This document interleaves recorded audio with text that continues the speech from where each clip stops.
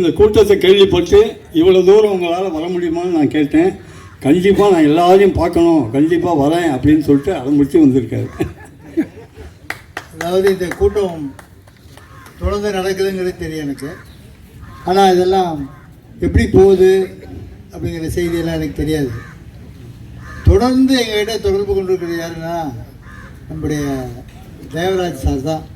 அப்பப்போ ஃபோன் பண்ணி எப்படி இருக்கீங்க, யாரெல்லாம் எப்படி இருக்கீங்க அப்படின்னு சொல்லி எல்லாருக்கும் ஒரு ஃபோன் பண்ணி காரணம் இருக்கோ காரணம் இல்லையோ எல்லார்ட்டையும் தொடர்பு பண்ணி ஒரு என்கொயரி பண்ணுவார். அதுக்கப்புறம் வந்து இது மாதிரி ஒரு நிகழ்ச்சி இருக்கிறது தேவபாண்டி சொன்னார். இது மாதிரி எம்டியெல்லாம் வராங்க, நம்ம நண்பர்கள்லாம் வராங்க, நீங்களும் வாங்கன்னாங்க. எனக்கு இந்த மீட்டிங் வர்றதுக்கு முன்னே ஒரு படபடப்பு இருந்தது. என்ன மீட்டிங்கு, என்ன நடக்க போகுது, என்ன நம்ம அங்கே போய் பேச போகிறோம், யாரெல்லாம் வருவாங்க, எவ்வளோ பேர் நமக்கு தெரியும் தெரியாது அப்படிலாம் நினச்சிட்டு வந்தேன். ஆனால் இங்கே வந்து பார்த்ததுக்கப்புறம் ஒரு இயல்பு நிலைக்கு வந்துட்டேன். ஏன்னா பல பேர் வந்து ரொம்ப அனுபவமானவங்களாக தான் இருக்காங்க. எல்லாருமே பார்த்த உடனே கிட்ட வந்து அன்பாக பேசி நானும் அவங்ககிட்ட பேசும்போது ஒரு இயல்பு நிலைக்கு வந்துட்டோம். என்னை பற்றி சொல்கிறத விட என்ற அனுபவத்தில் நான் சொல்கிறேன். அசோக் லைன் மாதிரி ஒரு கம்பெனி ஒர்க்கருக்கும் யூனியனுக்கும் ஒரு நல்ல உறவை மெயின்டைன் பண்ணுற ஒரு கம்பெனின்னா என்னை பொறுத்தவரைக்கும் அது மாதிரி ஒரு கம்பெனியே கிடையாது. இந்த கம்பெனி ஒரு காலத்தில் ஒரு பெரிய தகராறுலாம் ஏற்பட்டு பல தொழிலாளர்கள் வந்து பழிவாங்கப்பட்டாங்க. அதுக்கப்புறம் வந்து நம்முடைய அதிகாரிகள்லாம் இருக்காங்களே, யாராவது ஒருத்தர் சேலஞ்ச் பண்ணி சொல்லுங்கள், அதிகாரிகள் யாராவது வேணும்னு ஒருத்தரை பழி வாங்கி வெளியே நிறுத்தி டிஸ்மிஸ் பண்ணியிருக்காங்கன்னு சொல்லுங்கள். ஒரு ஆளை கூட யாராலையும் சொல்ல முடியும். எதுக்கு இதை சொல்கிறேன்னா, அவங்க கம்பெனியை மட்டும் பார்க்கல, ஒர்க்கரையும் பார்த்தாங்க, தொழிற்சங்கத்தையும் பார்த்தாங்க, எல்லோரோடும் அன்பாக பழகினாங்க.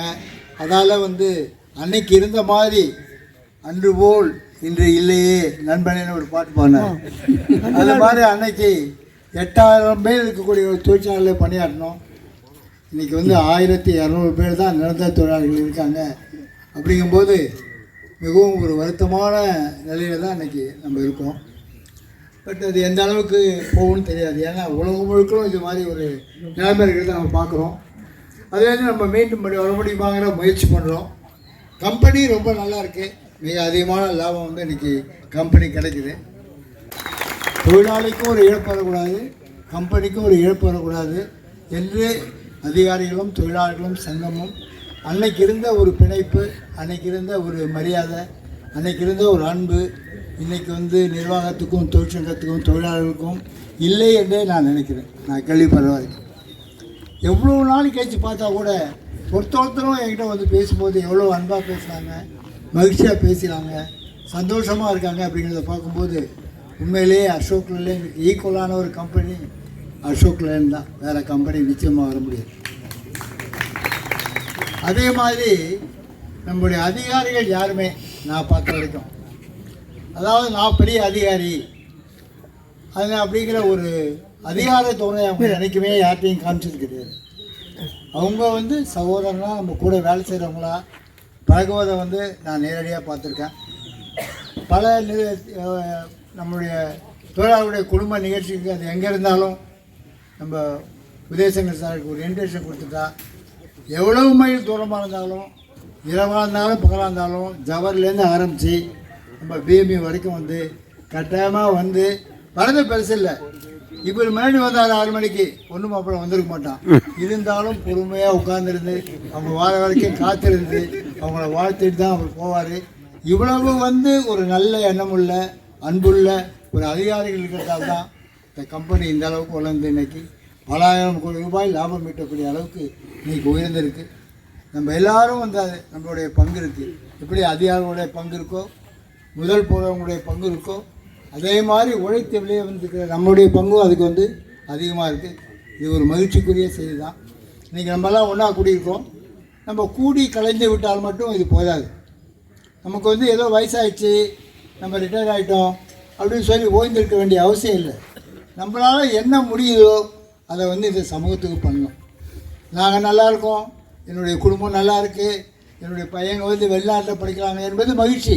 அந்த மகிழ்ச்சி மட்டுமல்ல, நமக்கு கீழே 1000 பேர்கள் வந்து படிக்கிறதுக்கு வாய்ப்பு இல்லாமல், சாப்பிட்றதுக்கு சாப்பாடு இல்லாமல் எவ்வளவோ கஷ்டத்தில் இருக்காங்க. நம்ம அவங்களை காட்டிலும் சற்று உயர்ந்த நிலையில் இருக்கக்கூடிய காரணத்தால் அவங்களுக்கு உதவி பண்ணுங்கிற எண்ணம் இந்த அமைப்பின் மூலியமாக வந்து பாலு அவர்கள் ஏற்பாடு தரணும்னு சொல்லி நான் கேட்டுக்கொள்வது இந்த அமைப்புக்கு ஒரு முத்தாய்ப்பு வைக்கிறது போல் இருக்கும் என்று நான் கருதுகிறேன். நம்ம வந்து அசோக் லைனில் வந்து இருந்தது வந்து ஒரு பெரிய ஆலமரம் மாதிரி ஆயிரம் குடும்பங்கள் இதில் வந்து வளர்ந்துருக்கு. ஆனால் இன்றைக்கி 8000 ரூபாய் வேலை செஞ்ச இடத்துல 1200 ரூபாய் வேலை செஞ்சால் போகக்கூடிய நிலைமை வரக்கூடிய காலத்தில் என்ன ஆகும்னு எனக்கு தெரியுது. திருவொற்றூர் பகுதியில் நீங்கள் இன்றைக்கி எடுத்துட்டிங்கன்னா பல 1000 பேர் வேலை செஞ்ச கம்பெனிகள் இருந்தது திருவொற்றூரில். ஆனால் இன்றைக்கி பார்த்தீங்கன்னா ஈஸ்வரன்ஸ் கம்பெனி கிடையாது, விம்கோ கம்பெனி கிடையாது, ஐடிசி கம்பெனி கிடையாது. அதே மாதிரி பல கம்பெனிகள் இன்றைக்கி 200 பேர் 300 பேர் 800 ஃபீல்டில் ஒரு நிரந்தர எம்ப்ளாயி கூட கிடையாது. எல்லாருமே கான்ட்ராக்டர்ஸ். ஒரே ஒரு எம்ப்ளாயி தான் இருந்தாலும் போன மாதம் அவரும் போயிட்டார். அதாவது நிரந்தர எம்ப்ளாயே இல்லாத கம்பெனி தான் இருக்குது, ஆளுங்க இல்லை. அதனால் அந்த மாற்றங்கள் வந்து எப்படி மாறும்னு தெரியாது. அப்படி மாறுவது தான் வந்து எதிர்காலத்தில் அடுத்த ஜென்ரேஷனுக்கு ஒரு பயனுள்ளதாக அமையும். நம்மளால் மட்டும் அதை மாற்றிட முடியாது. நம்மளால் என்ன முடியுதோ அந்த செயலை வந்து நம்ம எல்லோரும் செய்யணும். நமக்கெல்லாம் நல்ல வாழ்வு கொடுத்த அசோக் லைனுக்கும் நம்ம கூட பணியாற்றிய அதிகாரிகள் எல்லாருக்கும் இந்த நேரத்தில் வந்து என்னுடைய நன்றியை நான் வந்து நேரடியாக சொல்ல முடியலாலும் உங்கள் எல்லார் மத்தியிலும் என்னுடைய நன்றியை நான் தெரிவித்துக் கொள்கிறேன். அதாவது நம்ம அதிகாரிகள் எல்லாமே வெரி சிம்பிள். நம்ம எப்படி இருக்காரு, திடீர்னு பார்த்தா ஒரு 4 மணி வேஷ்டி ஒரு ஜிப்பா போட்டு ஒரு மீசியா கடவுள் போய் உட்காந்துக்கிறத நான் பார்க்குறேன். It's not so easy. மனுஷனுக்கு ஒரு சின்ன ஒரு உயர் வந்துட்டாலே பழசெல்லாம் மறந்துடுவான். ஆனால் நமக்கு கிடைத்த அதிகாரிகள் அவங்க செயல்படுறது மட்டும் இல்லை, தனிப்பட்ட வாழ்க்கையிலும் கூட பார்த்தீங்கன்னு சொன்னால் மிக மிக மிக வித்தியாசமானவர்களாக நான் பார்த்துட்ருக்கேன். அதே மாதிரி நம்முடைய பிரிமி சார் எடுத்துட்டிங்கன்னா அவர் அதை விட ஒரு மடங்கு அதிகம். மிக சாதாரணமாக யூனியன்ட்டையும் ஒன்றா பழகுவார், தொழிலாளர்ட்டையும் ஒன்றா பழகுவார், எதிரணிலேருந்து யாராவது வந்தாலும் அவங்கள்ட்டையும் நல்லா பேசுவார். எல்லோருக்கும் நண்பனாக ஒருத்தர் இருக்கிறதுங்கிறது முடியாதுன்னு சொல்லுவாங்க. ஆனால் முடியும்னு காமிச்சவர் உதயசங்கர். யாராவது சொல்லுங்கள் அவர் மோசமானவர்னு யாரும் சொல்ல முடியாது. ஒன்றும் கிடையாது.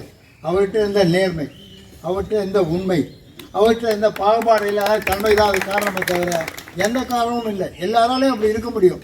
ஆனால் என்ன தப்பு கணக்கு போகிறாங்கன்னா அதிகாரம் வந்துட்டா நம்ம இப்படி சொல்லணும், மேலே போய் அப்படி சொல்லணும், இல்லை இப்படி நடந்துட்டால் தான் மதிப்பாகன்னு இருக்காங்க. எதுவுமே இல்லாமல் நேர்மாக இருந்தால் அசோக்கனில் சரியான ஒரு மதிப்பு தொழிலாளர் மத்தியில் கிடைக்குதுன்னா நம்முடைய பீம் சார் கிடைச்சிருக்க மரியாதையே அதுக்கு ஒரு சான்று. நம்முடைய அதிகாரிகள் வந்து எப்படி இருக்கணுங்கிறதுக்கு ஒரு எடுத்துக்காட்டாக இருக்காங்க. நம்ம கம்பெனியும் ஒர்க்கரும் அதுக்கு எடுத்துக்காட்டாக வந்து வாழ்ந்திருக்காங்க. இன்றைக்கி வந்திருக்கிற எனக்கு மூத்தவர்கள், அதே மாதிரி என்னை விட வயதில் குறைவானவர்கள் எல்லாருக்கும் என்னுடைய வாழ்த்துக்களையும் நன்றியும் இந்த நேரத்தில் இருந்து நான் தெரிவித்துக் கொள்கிறேன். ஒரு காலத்தில் சங்கமும் மேனேஜ்மெண்ட்டுலாம் எப்பயுமே சண்டை போட்டுட்ருப்பாங்க. ஸ்ட்ரைக் நடக்கும், தகராறு நடக்கும், ஒர்க்கருக்கும் மேனேஜ்மெண்ட்டுக்கும் தகராறு நடக்கும். மேனேஜ்மெண்ட்டே என்ன பண்ணுவாங்க, கொஞ்சம் பேர் ஒர்க்கர் தயார் பண்ணி ஒர்க்கருக்குள்ளே சண்டை போட்டு கொடுப்பாங்க. அந்த நிலைமையெல்லாம் நாங்கள் ஆஃபீஸ் பேராக வரும்போது மாறிடுச்சு. நான் செய்வெல்லாம் வரும்போது அந்த நிலைமையெல்லாம் வெகுவாக மாற்றப்பட்டு நல்ல ஒரு இணக்கமான சூழல் வரக்கூடிய நிலைமையை வந்து நாங்கள் உருவாக்கணும். தொடர்ந்து அந்த நிலை வந்து பல காலம் நீடிச்சு வந்தது. அதுக்கு முக்கியமான காரணம் நம்முடைய நிர்வாக அதிகாரிகளுடைய எளிமை, அன்பு. அவங்க வந்து எப்படி வந்து ஒருத்தட்ட ஒர்க்கு வாங்கணும், எதை சொல்லணும், எப்படி பேசணும் என்பதில் வந்து மிகவும் அவங்க வந்து திறமைசாலிகள் என்று பாராட்டுவதில் வந்து நான் எந்த விதமான அச்சமும் எனக்கு இல்லை. காரணம் என்னன்னு சொன்னீங்கன்னா, ஒரு மிஷினில் வந்து இன்றைக்கி எவ்வளோ போகணுன்னா அந்த மிஷினை சுவிட்சை ஆன் பண்ணால் போதும், அது போட்டுரும்.